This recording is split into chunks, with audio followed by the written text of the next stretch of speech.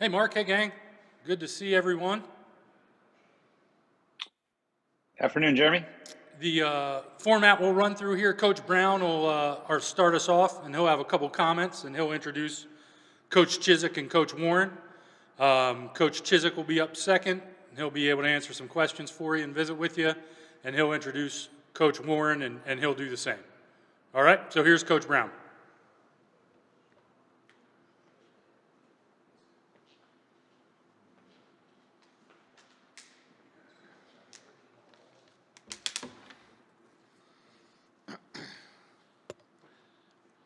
Hello, everybody. I hope everybody's staying safe.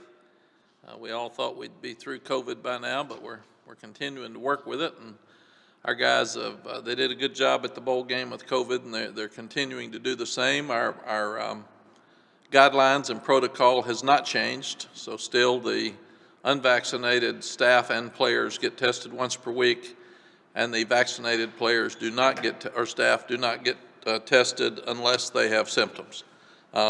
I would like to start by thanking our seniors. Game was tough, and I didn't even think about that after the game, but these seniors have done a tremendous job to go from where we were 3 years ago to where they are today. And I thought they defeated UVA for the first time in the last 5 games, 4 years in a row we had lost. They beat Miami for a 3rd year in a row. They beat a top 10 team in Wake Forest, and it's the first time we have beaten a top 10 team at home since 2004. They made their 3rd consecutive bowl, and that's the first time that's happened since 1998. The second time that's happened, since 1998, the 15-16 season through there. We had 4 consecutive bowl games. And we beat Duke. Seniors beat Duke 3 times in a row, which had not been happening when they first got here, and they beat State 2 out of 3. So transitions are always hard. I appreciate those guys staying with us. I appreciate the hard work that they put in, and even though they didn't finish this year like we wanted to, they did accomplish a lot of great things, and there's been a lot of talk about all the things they didn't do. I thought those have been obvious. We've talked about them, so I wanted to take a moment and talk about the things they did do and that they accomplished. Immediately after the game, I started really re-examining the program and looking at where we are after 3 years. And the first year was a tremendous year and much better than anticipated. And we were better than expectations. The second year, we went to the Orange Bowl for the first time to go to a bowl like that in school history, or 71 years. And really, really proud of all the guys accomplished. And even without 4 of our best players in the Orange Bowl, had a chance to win against a top 5 team with 5 minutes left to go in the game. And then this year, I stated early that I thought the expectations were higher than they should be for us because of all the losses. Nobody ever wants to listen to that, and people were excited, and you embrace those expectations, but we didn't live up to them. And we've talked about that ad nauseum. But after the tough loss at State with 1:57 left with a 9-point lead, and then the tough bowl game, Coach Bateman and I sat down. We talked Friday after the game, after the bowl game, about why we didn't improve like we wanted to in the third year. And we have good players. And I love Jay Bateman. He and his family are special. He did so many great things for us here. He took a defense that was really struggling when we got here and completely turned it around. We played great most of last year, but we didn't have the year that we needed this year. So Jay's a great person and cares a lot about this place, and he and I, on Friday morning, decided to mutually split ways, and we felt like it was best for us moving forward. So I want to wish him luck, but more than anything else, thank him for all he did for our program in the 3 years that he was here. Immediately, I picked up the phone and called a guy that I trust and I care about deeply with his family, that we won a national championship together at Texas, in Gene Chizik. And I honestly said to Gene, I'm going to make a change. Jay and I mutually agreed to split. Would you like this job? And he said yes. He didn't ask me anything about the job. He didn't ask me what he was going to coach. He didn't ask me about the salary. He just said, yes, I'm in. I'll do it. The second thing he said is, if possible, I'd like to bring one person with me. And that's Coach Warren, Charlton Warren, who was here with him back in 2015 and 16, where they completely turned our program around and took us to the conference championship game. So in bringing Coach Warren, who I've heard so many wonderful things about since Gene mentioned his name, I've always heard about him, but I didn't know people that knew him, and I followed up, and it's just been really impressive with all the wonderful things people have said about Charlton. It made it where I couldn't keep Javon. So Javon DeWitt did a good job for us, but he got caught in the transition. And again, he's got a great family. I appreciate his 2 years and really want to wish him luck. But that was very, very unfortunate for him. We started out the year great on special teams. From midseason on, we were inconsistent. We led the country in number of block kicks from our defense, but we also had too many block punts of our own. So that's an area we've got to do better. Larry Porter will take over the special teams coach position, and we will have all of our coaches involved throughout the staff with Larry. And Larry will start working with me on that process and how that will be structured immediately. In fact, we started this morning. Offensively, some people said, why didn't we change? Why didn't we make changes on offense? Well, we're averaged 35.2 points per game. We were 19th in the country. With our total offense, we were third in the ACC, or scoring offense. Total offense, we averaged 468 yards, which was 10th in the country, and third in the ACC. Rushing yards, we averaged 2,763 yards, 17th in the country, and first in the ACC. We've actually led the ACC in rushing for 2 consecutive seasons, and our 5,000-yard rushers over the last 3 years are the most in college football. So we know that we gave up too many sacks. We know that we had too many tackles for loss. But there's so many positive things that this offense has done, and they've scored so many points over the past 3 years that I'm going to get more involved, and I'm going to help in the areas that we need to fix. But there's a lot more areas that we've done exceedingly well than there are that we need to fix. So it's obvious that there's too many sacks and there's too many tackles for loss, and we can do a better job in the red zone scoring touchdowns instead of just kicking field goals. But as a program, we're really close. You go back to the opportunity to beat Pitt, 1st and goal from the 2 with 1:16 seconds left and didn't win. NC State, I said, 9-point lead with 1:57 left. You can't lose that game. So we're close, and the changes that we made, we feel like will be great changes to help us move forward. In hiring Coach Gene Chizik, we hired a 2-time national champion. There's only 6 coaches that have won a national championship currently coaching in college football, and 2 of them are on this staff.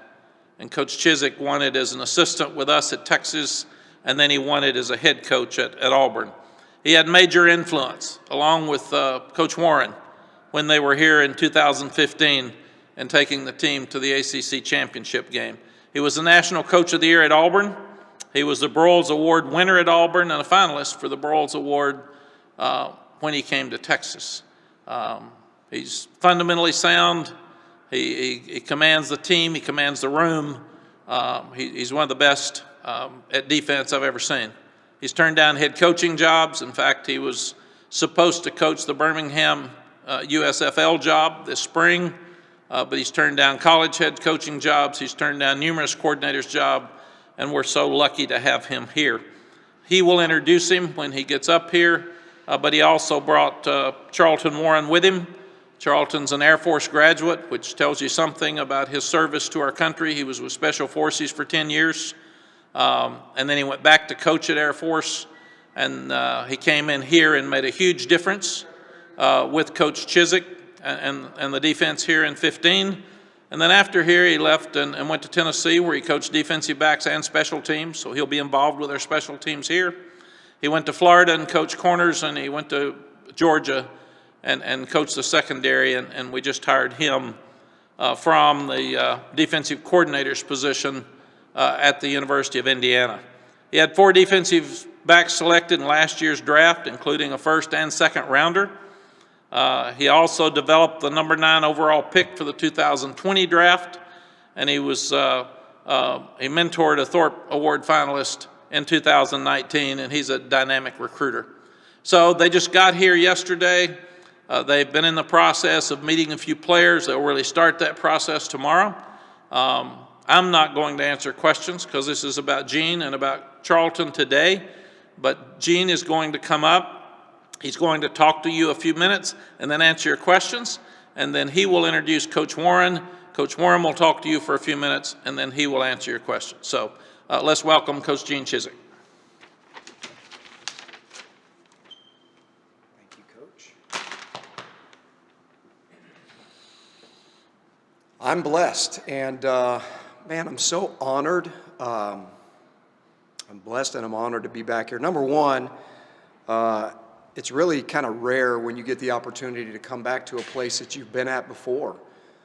Just being back here at Chapel Hill, and so many great friends, so many great memories, being here for 2 years in 2015 and 16. It's an honor when you're able to come back to a place that you have very fond memories of. You know, when I left 5 years ago, I left because there were some family dynamics going on that I wanted to make sure I was able to look back, on my career and make sure that I did everything right by my family as well. So I decided to take a step out of college coaching, football, not really knowing whether I would get back in or not, to be fair. And it's been really interesting. The last 5 years I've been with ESPN, and so when Coach Brown called, this was one of the jobs where I always said if I was going to get back into coaching, it had to be the perfect fit with the right people. When I got this call from Coach Brown, he hit it on the head. He he asked me if I'd be interested, and there was no hesitation. Number one, because of my fond memories of being here at the University of North Carolina, but two, being with Coach Brown.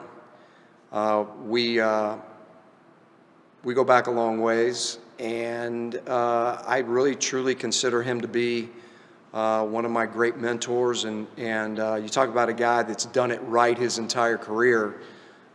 It's been amazing. You know, I always believe things happen in threes. Great things happen in threes. And we were together at the University of Texas, had great success there, learned a lot from Coach in my 2 years with him there before I went to Iowa State as the head coach. Then we worked together at ESPN, which was time number 2, right? So he worked for ESPN, I worked for ESPN, where we were able to stay connected and do some different things together in TV. And now this is time number 3. And so I'm excited about it. Excited to get back into coaching, excited to be with Coach Brown, excited to be at the University of North Carolina. I could probably go on and on with that, but just so excited to be back, so excited to kind of get back and meet the players, talk with the players. If there's one thing that I probably missed the most from being out of coaching is players and player relationships. That means a lot to me. And so I'm excited about that part. It's been a great 5 years for me personally. I've stayed up with a lot of the football, working with ESPN and doing a lot of things with football. So I've stayed really connected to the game. But the bottom line is I'm excited to be back. I don't want to keep belaboring the point, but thrilled to be here, honored, blessed.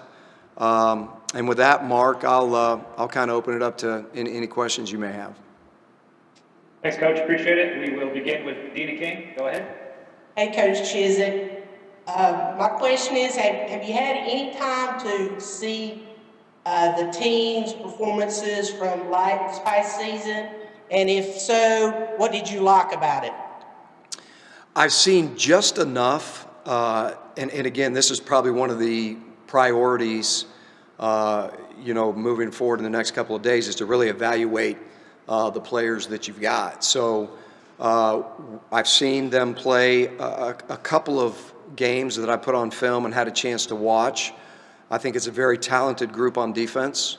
It's been really good to be able to kind of meet some of them in the last 24 hours. But, anytime you have a talented group on defense, you got a chance. And I feel like probably the biggest thing that I've seen in the little bit of tape that I've watched is just the inconsistencies that creep up now and then. I think that's been kind of the Achilles heel. So in anything, defensively or offensively, everything is about, being consistent. So I'd say that's probably what I've seen, and that's probably a 10,000-foot view without having yet being able to dive into the, what I think can be, changed. But I see a lot of talented guys, and I see a lot of guys that want to be great at their trade. And in this day and age, you got to want to be great. Football's a tough sport. You got to love ball. And I think we got a bunch of guys that definitely love the game. I think we got a bunch of guys that are very talented. I think Coach Brown and his staff have done a really good job of recruiting players defensively. I think the long and short of it for us is to make sure that we're more consistent. Thank you. Thank you. Andrew Jones, go ahead.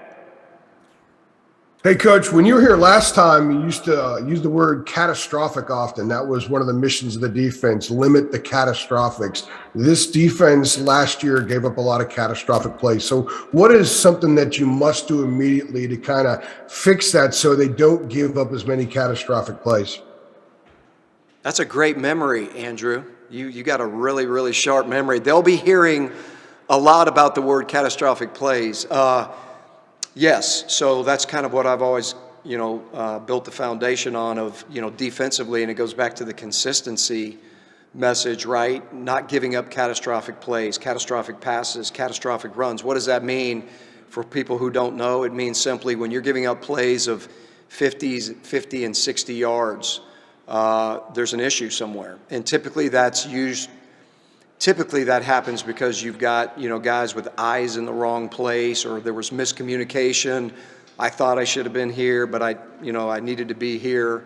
So those are catastrophic plays. And again, if you can look at inconsistencies of defense, and when those types of things are happening, it usually boils down to a communication gap, or it usually boils down to a player or several players having their eyes in the wrong spots, because football offensively this day and age is very tricky. There's a lot of moving parts to it, especially with the tempo offenses now. So, Andrew, thank you for bringing that up, because maybe if anybody's listening to this player-wise, they're going to know that that's going to be coming in one of our very first meetings. Limit the catastrophic. So I hope that wasn't too long of an answer, but I think that kind of covers how I feel about it. Truth be told, when your name first came up, that's the first thing I thought about, because that was something that you stressed so much back when your first time there. So good to see you again. Take care. Thanks, Andrew. Okay, over to Michael Coe, please.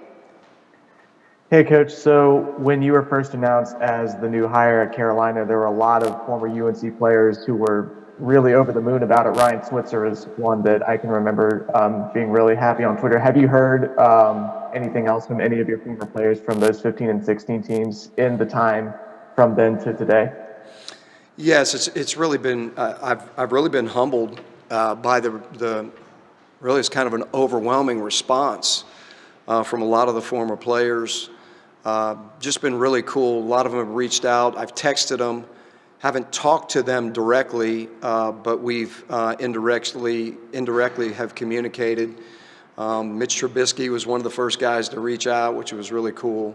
Switz, talk with Jeff Schottmer. I mean, it's just been it's been really humbling, and really I appreciate it. I had a great 2-year stint here, and I felt really connected with those guys, with everybody on the team. It wasn't just defensive players, because my goal in coaching is never to be one-sided, right? I feel like I always want to get to know and have relationships with everybody on our football team, every kicker, every punter, every specialist, offense, defense, walk-on, scholarship, doesn't matter to me.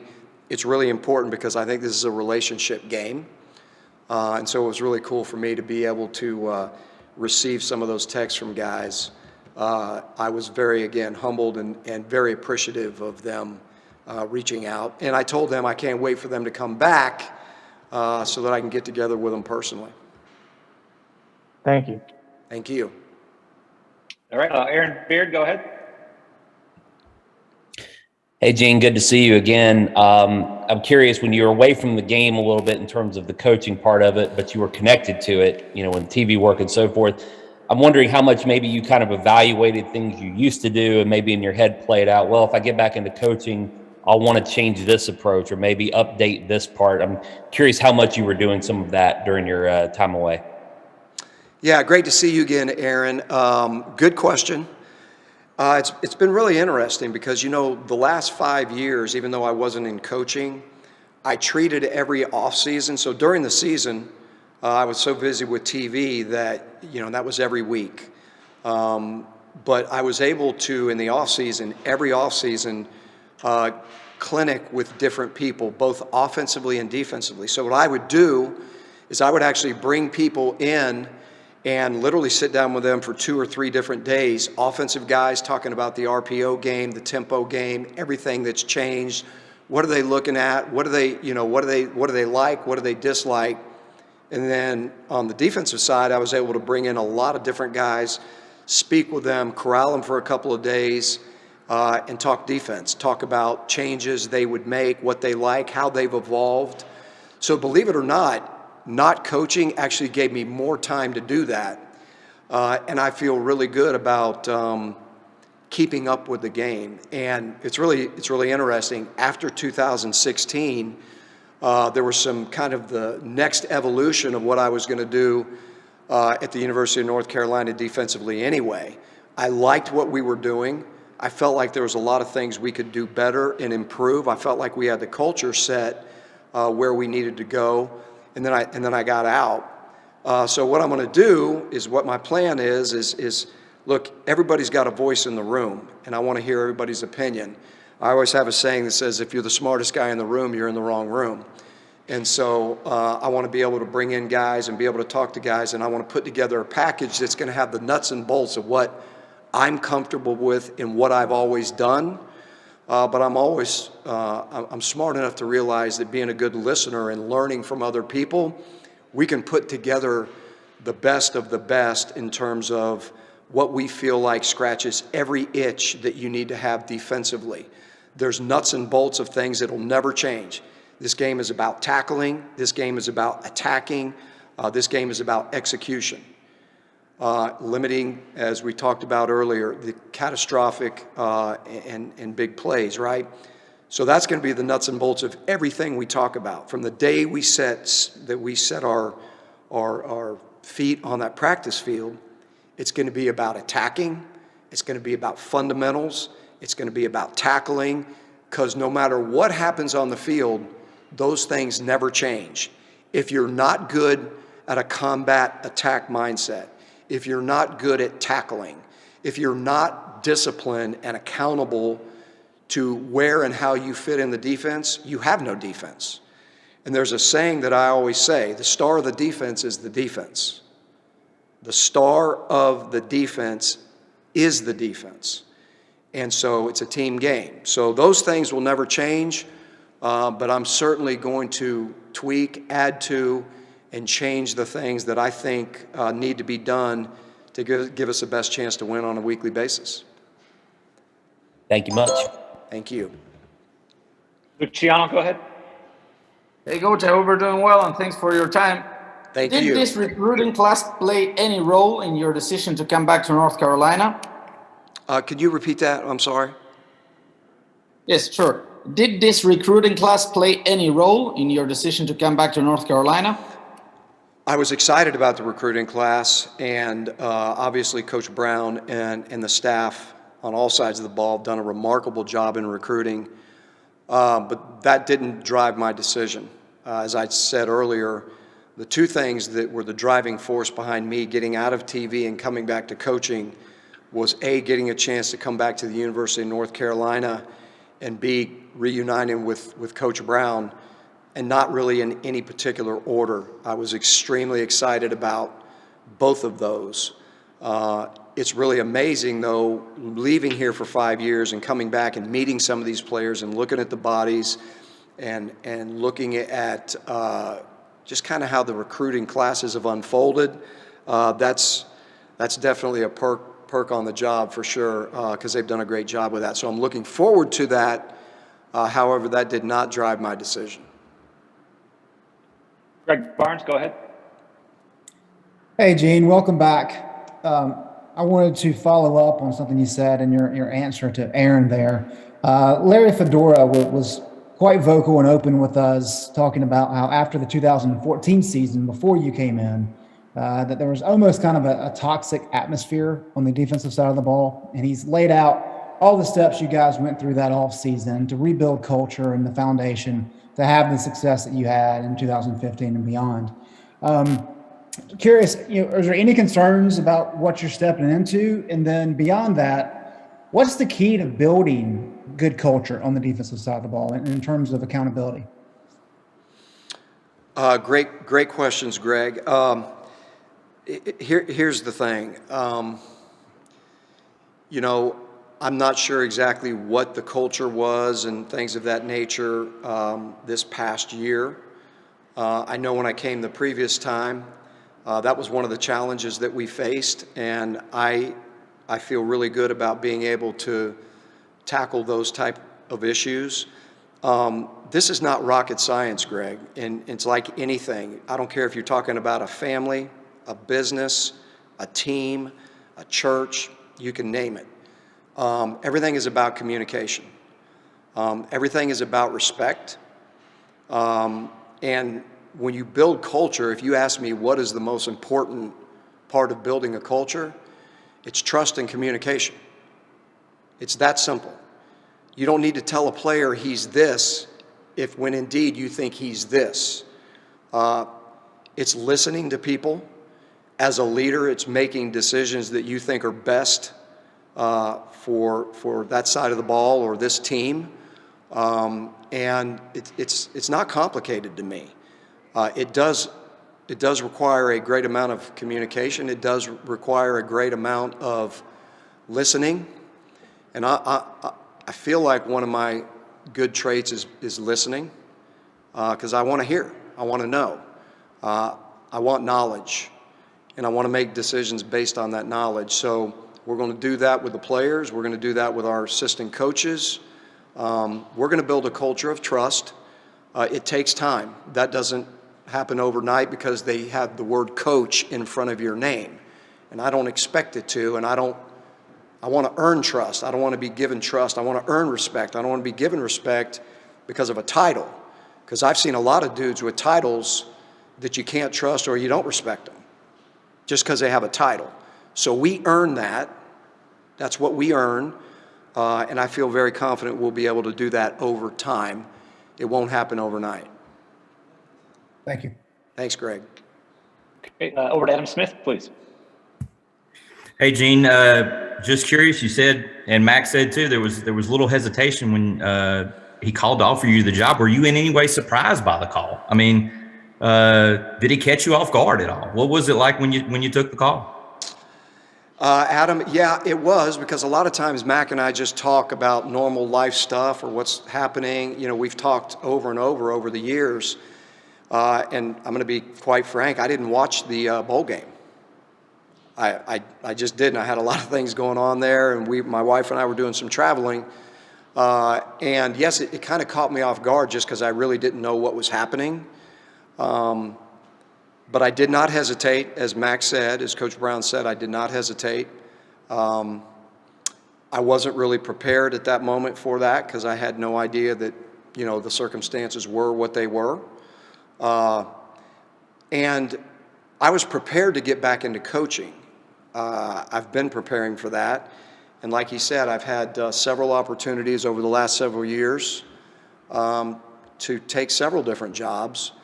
But I'm in a position in my life right now where I can wait and take the perfect one that fits what I want at that moment. And this was the perfect one. And all the ones that I've said no to, and you know, all of those scenarios, this was a no-brainer yes to me. And it was just a blessing. And it was a blessing of some answered prayer that if I was going to go back into this business, which is a tough business, that I could go back into it in an environment that makes sense to me. And this made all the sense in the world. Thank you. Appreciate it. You got it, Adam. Brandon P., go ahead. Hey, Coach. How extensive is pre-snap communication in your defense? And do you want everybody to be communicating, or do you designate a few players to do all the talking for everyone? Well, number one, Brandon, yes, communication is key. What you really want is you want a healthy mix of that, right? You definitely want a lot of communication, but you have to remember that the more communication that you're requiring from players, the more chance there are for miscommunications, right? So you want the vital communications to happen between groups of players. That's non-negotiable. And it's absolutely critical pre-snap. But to say that 11 players are going to be communicating to each other every snap, pre-snap, is not the way this will unfold. The critical parts of communication that have to happen will unfold, and it's a huge part of this defense, and any defense for that matter. But, you know, on any given defense called, there could be 2 or 3 things that may be communicated with different segments of people, and we expect that to happen. But again, you know, you want to try to, I call it clutter. You want to try to eliminate the clutter as much as you can. Defense is a reactionary game, and these guys need to be able to be great reactors. So you don't want to bog them down with a lot of clutter, but there is certain communications that absolutely are mandated that have to happen so that you don't give up those explosive and catastrophic plays. Okay, let's go to C.L. Brown.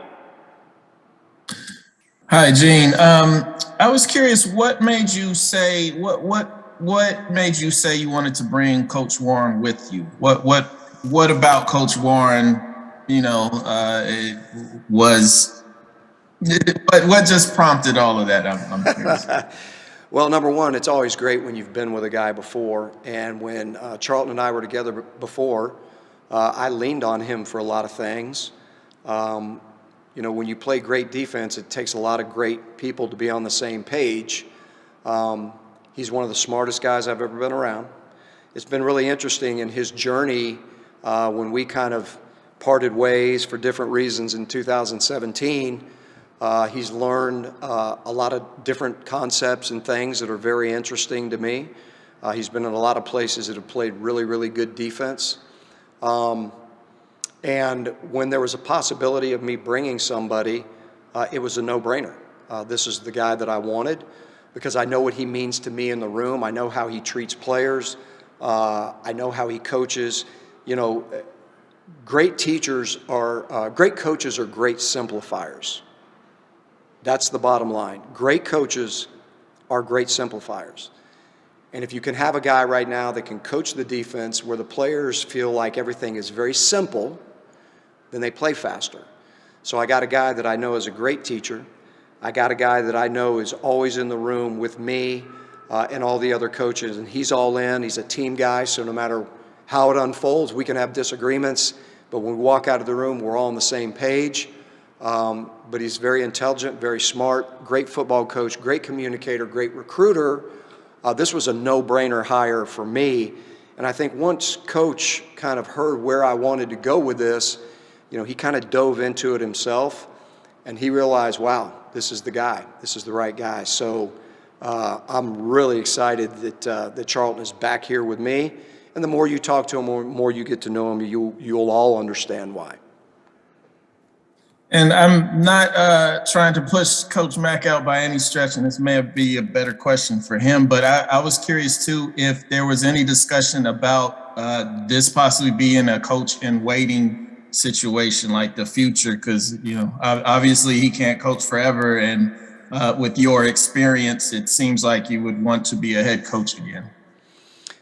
Zero discussion about that. I've got this one mindset, and this mindset is I want to come back to the University of North Carolina. I want to enjoy myself. I want to have a blast. I want to put a great defense on the field for the University of North Carolina and Mack Brown, and that's all I care about. That's all I focus on. There's been zero discussion about that. We will have zero discussions about that. I'm just blessed to be back here, and I've got a singularly focused mind right now, and it is on that and that only. Coach Brown has had faith in me and brought me back here, and he's given me a job. He's given me a task, and I have a lot of allegiance to that. And I feel very strong that we're going to get this job done on the defensive side of the ball the way he envisioned it. Thank you. Thanks, CJ. Ross Martin, go ahead. Hey, Coach Chizik, good to see you again. My question is kind of a two-parter about recruiting. First, what is going to be your approach to recruiting this time around in terms of being defensive coordinator, taking a little bit different role than some of the position coaches? How will you approach recruiting, and what is your approach to recruiting just as a coach? And secondly, obviously, with a different scheme, a new scheme, and how you like to run things, how will that change the type of player you recruit? Because every coach, every coordinator kind of runs their own thing and needs different types of players. Good to see you again, Ross. Thank you. Yeah, great questions. So number one, my role in recruiting and the way I will approach recruiting is like I've done every time, right? I mean, the bottom line is when you're evaluating players, there's two things that are the most important, right? Number one is fit. It's a fit, right? So if he doesn't fit, I'm just talking about not just skill set wise. Is he a fit academically? Is he a fit for the culture of what we're trying to build? Is he a fit for what we're looking for defensively in terms of mindset and competitive spirit and nature? That's huge. So number one is fit. Number two is, does he have the skill set at the position we're recruiting him for to be elite? We want this defense to be elite. We want this defense to be one of the best in the country. We want it to be the best in the country. That will always be our goal, and we want to be elite. So if the young man fits that, we're all in, and I'll be a lead recruiter along with everybody else. We're going to recruit defensively as a village. We will recruit as a village. We will make sure that everybody in that room is responsible for recruiting every defensive player, because when we have a guy come to the University of North Carolina as a recruit, I don't want him to have just a relationship with Charlton Warren or just a relationship with Tim Cross or just a relationship with Tommy Thigpen. I want him to have a relationship with every single guy on our defense, because relationships are everything. So we will recruit as a village. I feel very strong that we know exactly what we're looking for when we evaluate talent. And I'm not going to come in here and act like I'm reinventing the wheel. They've done a tremendous job of evaluating and developing guys. So I just got to come in and just pick up where they left off, which should be, it should be challenging, but it should be fun. Okay, got time for two more here. PJ Morales, go ahead. Hey, Gene. So, working with Coach Brown, I guess over kind of a decade and a half ago at Texas, and then, getting to see him at ESPN again, is that relationship changed? And now being back here, in 2022, like how has that relationship evolved, and how do you think it's going to be different coaching with him now versus coaching back in Texas? I don't think it's going to be a lot of, differences, to be honest with you. I mean, Coach Brown is Coach Brown, and those of you that know him well, you know what he's all about. He's about business. He's about getting the job done. He's about no excuses. That's never changed. I mean, over the years, we've definitely had some in-depth talks about our journeys, and that's been really good. But, I've kept up with Coach. We talk every year. So, I mean, every year and usually several times a year about different things. And obviously, I've learned a lot from him. We've had talks about, when we were working for ESPN, we'd have dinner or whatever, and we'd talk about things that have changed in college football, how we would approach them differently if we were to jump back in, things of that nature. But Mack Brown is Mack Brown. He's never changing. I don't suspect he'll be any different at the University of North Carolina than he was when I was with him at the University of Texas. Man loves to win. I mean, that's what he does. He loves to win and he hates to lose. So I'm very aware of what his expectations are, what his standards are. And my goal is to make sure that I come here and give ourselves defensively every chance to, make him happy and achieve those goals of, him being pleased with what we're delivering on the defensive side of the ball. That's the way it was at Texas. I'm sure that's the way it'll be here. Okay, our final question for Coach Chizik will come from Taylor Vipolis. Hey, Coach Chizik, you mentioned the nuts and bolts from that 2015 team. Players on defense always talked about your ability to get guys from just memorizing a playbook to actually going out there and understanding football. How important is that to your coaching philosophy to have players who can think 2 to 3 steps ahead? Well, Vip, first of all, it's great to see you again. Taylor played for us when I was here and was always one of my favorite, and I knew you would be successful. So good to see that you're in the media world. I'm getting out, and you're just now getting in, at least for the last couple of years. Anyway, great to see you, Vip. That's the name of the game, right? I mean, the name of the game is being able to take a playbook, being able to take a concept, being able to take, some sort of technique or method and make sure that these guys can execute it at a high level and do it fast. As I said earlier, great coaches are great simplifiers. That's our job. So if a guy runs a 4.5, if you're putting on the film and he's playing at 4.7, then something's not right, right? So our number one charge is to make sure that if they run a 4.5, they play on film as a 4.5. So the number one thing defensively is always, whatever the guy's skill set is, make sure that that skill set is showing up on film, maximizing his skill set on game tape, on game day. And so, and that's our job. And a lot of that job, Vip, is removing the gray. So there's nothing worse for a defensive player to go, well, you know what? I kind of see what you're saying.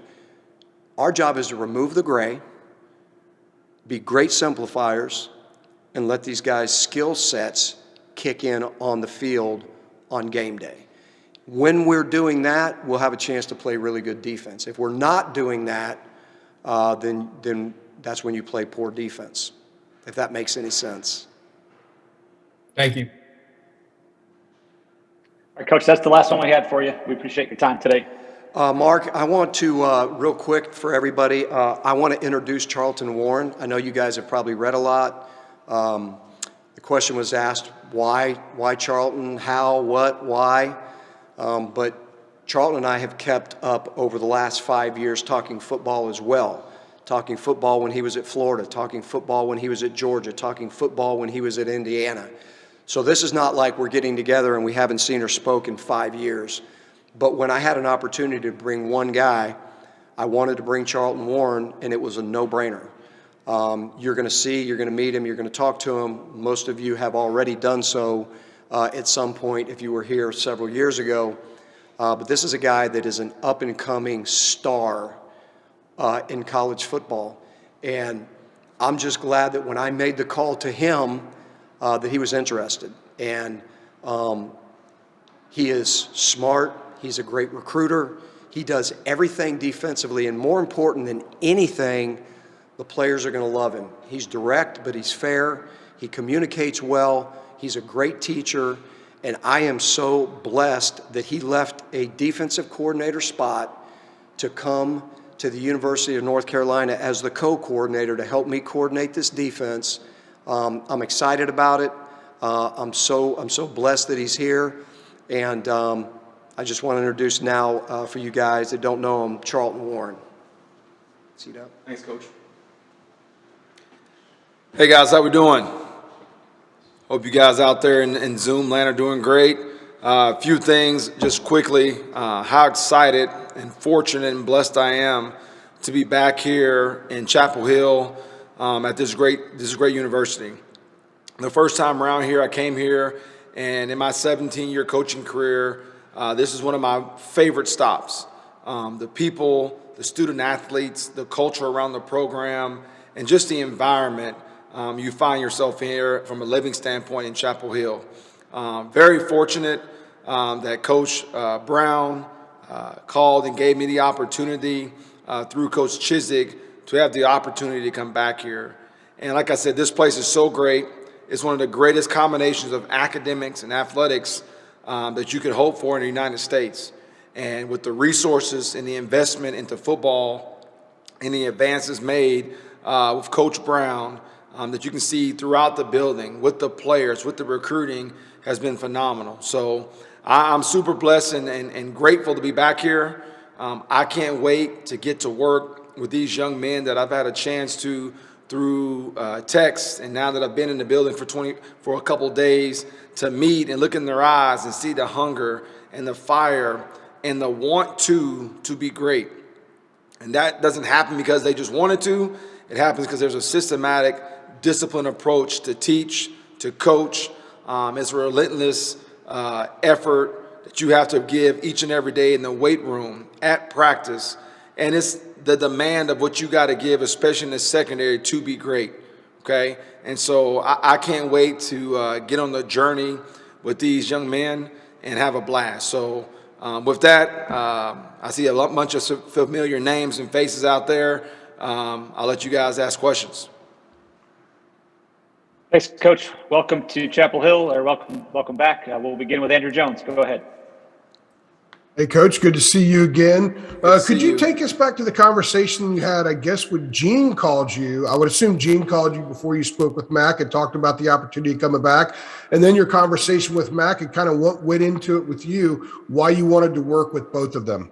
I think Coach Chizik has been one of my mentors in football. When I had the opportunity to first meet him, which was really a cold call, when I was at the University of Nebraska and he was taking the job here at Carolina, cold call, had never met him, obviously knew his reputation, knew his name as a DB guy, as a coordinator, as a head coach there at Auburn. So the interview process there, and that really started a mentorship, a friendship with Coach Chizik. I respect him no end. I've went to him for career advice with different moves, different programs. So one, the respect and admiration I have for Coach Chizik is up there. So for him to call me and say, hey, look, I'm getting back in, and you're the one dude I want to bring with me if you're willing to do it. So I was flattered by that.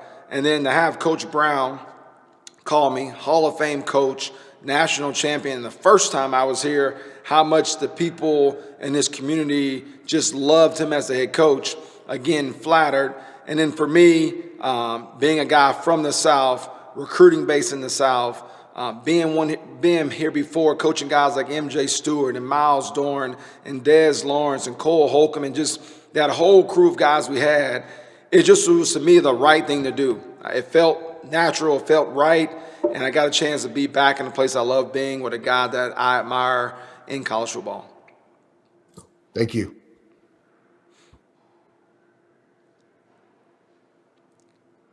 All right, let's go to Deana King, please. Hey, Coach Warren, you got a great reputation of being an outstanding recruiter. Do you know what region that you will be recruiting in? And what's your thoughts on Coach Brown's recruiting class that he just brought in? I will be in the region where there's players. So we have not gotten that specific, but for sure, wherever there's a secondary player in the country, under any rock, in an igloo in Alaska, wherever that guy is, I'm going to go help find him and recruit him. And then wherever this group needs me. We have our footprint. They'll put me someplace in the footprint, and we'll get after it. And what was the second part of that question? I'm sorry. Your thoughts on the 22 class that Coach Brown just signed? Very familiar with every one of those guys. Whether they were young guys when I was at Georgia, being recruited, especially guys up front, or whether I was at Indiana, I have a relationship with some of those guys already from the recruiting cycle. With the DBs coming in, I knew both of those guys. I had them in camp when they were like sophomores and juniors. So I feel like I'm coming to a place where, especially on the defensive side of the ball, I'm very familiar with the guys we brought in. I think they're a phenomenal group. I think they're a bunch of young men that work hard. They've had a lot of success winning championships, having undefeated seasons. And I think they're guys that embrace the academic component as well as the athletic component. And they all want to be great. They're all competitors. So very much looking forward to getting some of these guys. Some of them are here now. And I know a group, especially the DBs, they get here this summer. Thank you. Yep. Luciano, go ahead. Hey, Coach, I hope you're doing well, and thanks for your time. How does it feel to work with Coach Chizik once again, and how will your previous time together help you this time? It's great. I think, again, he's one of the stewards of football that I look up to. And I think the difference now is we came here 2 years ago. We got to know each other over that 2-year period. We got to learn how to work well with each other in jail. And I think at this point, the relationship's elevated. We've known each other for a long time. In the offseason, we've met hours just talking ball. So I think we're at a deeper level, and I know what he's thinking when he talks about a coverage. He knows what I'm thinking when I'm talking about a pressure. We're really on the same wavelength. So even though we're coming together here, we've been synced up for a long time in what a defense should look like, what our philosophy of defenses look like. And personally, I adopted a lot of Coach Chizik's thoughts as I went on to be a DB coach in the SEC, as I went on to be a defensive coordinator in the Big Ten. I adopted some of his principles that I learned back then to guide me. So I think we're really synced up. There is no get to know each other steps. There's no honeymoon, right? We're going right to it. So I'm looking forward to getting working with him and hitting the ground running. PJ Morales, go ahead. Hey, Charlton. So over the past couple seasons, obviously North Carolina's recruiting has, kind of skyrocketed. It's at a place where it really wasn't before. So when you look at that kind of progression, how much does that interest you, and how much did that play a factor in you taking this job? Seeing the kind of potential that North Carolina has generated over the past couple seasons in terms of its recruiting. Oh, I think whenever you step into a program or an opportunity, you want to feel like you have a chance to win. And you have a chance to win because of the resources poured into it. You have a chance to win because of your recruiting base to go along with the culture of your program. So as I step into North Carolina right now with this group, I feel like the resources are in place. I feel like the recruiting is in place and has been elevated from a level than when I was here years ago. So that's very appealing as you decide to leave a job and take a job. And you feel like, are you poised to continue with success for years and years to come? And I think coming here tells you, I feel like that Coach Brown, the athletic department has done a tremendous job of putting this program in position to excel and continue to grow over the years. So for me, it was huge in my decision to come back. Thanks, Charlton. Thank you. CL Brown, go ahead. All right, Charlton, with the title of co-defensive coordinator, if you can kind of just peel back, give us a peek behind the curtains, what does that mean for you in terms of your responsibilities? For me, coming here is one of those things where myself, along with Coach Chizik, will develop our defensive footprint.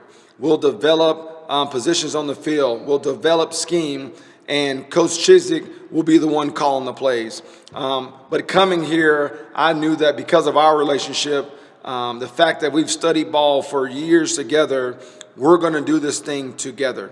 It wasn't a title that carried no weight just to get me here. Because, again, I was being the coordinator in the Big Ten. But for me, it's about growth. I just saw this as a potential to be a special place. I've always said if the resources were ever there and the recruiting was where it needed to be, this place could be a gold mine. And I just wanted to be a part of it, to be honest with you, and I wanted to do it with a guy I respect and admire in Coach Chizik. And what you mentioned being on the same page a lot with him and him being a mentor to you. What is it like when you guys, butt heads is too strong of a term because I don't mean it like literally adversarial, but you know, he sees something one way and you think you should try it another way. How are those discussions? What are those discussions like? I think just like a coach to a player, when they know you love and care about them, you can coach them hard and get after them, and then you can put your arm around their neck and hug them because they know you care about them. And I think with Coach Chizik, it's one of those things where we can have I'll say difference of opinion on items, and it can get as heated as it needs to be or calm as it needs to be, but nothing's personal because we both care about each other a lot, right? And then again, I was in the military for 10 years. So at the end of the day, I know fully well when it's time to salute and carry on and have no problems with it. All I know is this: to have a functional organization, when you come out that door, there's one message, there's one tone, there's one path, and we're all behind that, whether you agree with it or not. And I'm fully aware of that. So for me, I think the respect and love we have for each other carries over, and that's what I mean when I say we're on the same page. But we can still have heated conversations in the base because that's what makes you great. You stimulate ideas, you boil it down, and at some point, you march forward and go with it, and that's what we'll do. Thank you. Ross Martin, go ahead. Hey, Coach Warren, good to see you again. Hey, Ross. What's up, man? I was going to ask about recruiting and what makes you a great recruiter. Everybody talks about, Coach Warren's a great recruiter. Why do people say that? What is your approach to recruiting, and what do you think makes you an ace recruiter? I'll tell you what, I think it's one of those things, you have to be able to reach young people, and they have to feel like you care more about them in this process than just a guy that can run fast and jump high and catch a ball. And I think as you develop what is truly a relationship with a young man, a family, a grandmother, an auntie, a cousin, a high school counselor, the lunch lady who he's been knowing for 15 years, I think when you can reach those people in that inner circle and they feel like you have a genuine interest in them being a student and an athlete and a great human being over the next few years, that's my niche. Okay? I'm not a used car salesman. I don't try to sell young people and families on anything. We're presenting a tremendous opportunity to get a world-class education and win championships with a bunch of men that really care about your development on the football field and, more importantly, your development off the field as you go on to become a young man. So for me, it's about being able to reach into a family and a young man and dig in and have the ability that they feel like this guy is going to affect change in my life in multiple ways to benefit me as a young man for years to come. And I think when you can show a young person and a family that's what makes you a good recruiter. We all have weight rooms. We all have stadiums. We all have indoors, some better than others, okay? But it's the people part that gets you here, It's the people part that allows you to be coached and developed, and you have a track record for developing talent. You have a track record for developing guys that go to class and graduate. You have a track record for putting out young men to be better men and finish the mission that their parents started when they gave them into your care. And that's what I want to be known as. Take care of my troops. And that's what, to me, makes me who I am. Whether you think I'm a great recruiter or a terrible recruiter, doesn't matter. But that's what makes me the guy I am when I go into the home and got to close. I'm not selling anything, okay? I'm presenting an opportunity to become a better human being and a better football player. Greg Barnes, go ahead. Hey, Charlton, I asked Gene about the cultural rebuild that had to take place when you guys came in 2015 on the defensive side of the ball. You've coached at a variety of elite level programs over the years. From your perspective now, with what you've learned, what's the key to having good culture and accountability within a football program? I think one is everybody being on the same page, okay? And knowing that here's our standard, okay? And the standard does not change. It doesn't matter who the coach is, who the player, how many stars you have, or what your record was. Our standard doesn't change. And I thought when we got here years ago, the one thing we established was a standard, okay? And great player, mediocre player, walk-on player, it didn't matter. Everybody's held to that standard. That breeds accountability and discipline. And I think if you go into any elite program around the country, you see a culture that is fused through discipline, accountability, and standards, okay? And I vividly remember coming here and saying every day, if you were a guy that was not our standard, if you did something in practice, it was an NOS. And everybody was held accountable to that. So for me, I think for us, we get everybody on the same page. There's a standard, okay, to be a Tar Heel on the defensive side of the ball, and we hold everybody accountable to that standard. That's coaches included. So I think that's what, to me, can help us. Thank you. Okay, our last question today will come from Gregory Hall.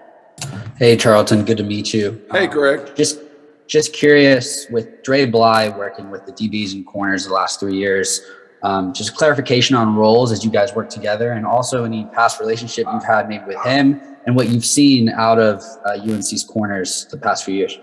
Literally, when I was here the first time, Dre Bly wanted to get into coaching. So I had known Dre being a phenomenal NFL player and a Tar Heel himself. As he came in, he had the opportunity to sit in my meetings, shadow in camp and summer workouts, in summer camp. And so him and I built a relationship back then that sort of got him going in coaching. And since then, as I left and he became a coach, we've communicated on different things, technique, scheme, just questions about the business. So we have a tremendous relationship, okay? On the secondary part of it, okay? I'm a firm believer that corners, stars, safeties, dimes, whatever you want to call them, okay, they got to be on the same page. Because when we bust, they strike up the band for the other team because we give up an explosive play or a catastrophic play and it's a touchdown. So I love having a room full of the same bodies, because if we all say cross the street and turn left, it can get interpreted differently between who's saying it. So we'll be together a lot. We'll meet together a lot because I want everybody on the same page. We can't bust on that end.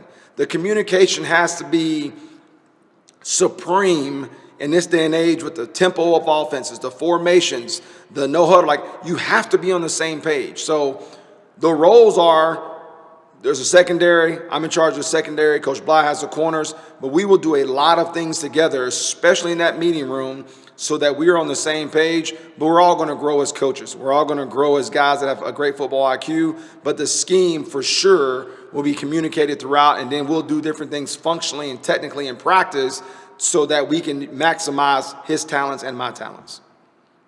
And then what do you think needs to change for this defense moving forward? Gene Chizik mentioned that the most he's seen from like his 10,000 foot view were some of the inconsistencies that crept up. What have you seen and what do you think needs to change? I think that's probably true. I think, once that we get everybody, every single play, 11 guys acting as one. And I think that's the first thing we got to make sure we can do, is that whatever's called, all 11 guys understand the call, know the call, and execute the call at a tempo that we like. okay, an attacking tempo that we like. And I think that's the first step to a great defense, and that's, to me, the one thing we'll start from day one, making sure we accomplish. All right, Coach, that's the last one we had for you. We appreciate a few minutes of your time today. Hey, guys, I really appreciate you guys' time and energy. Look forward to a great year in North Carolina. Thanks.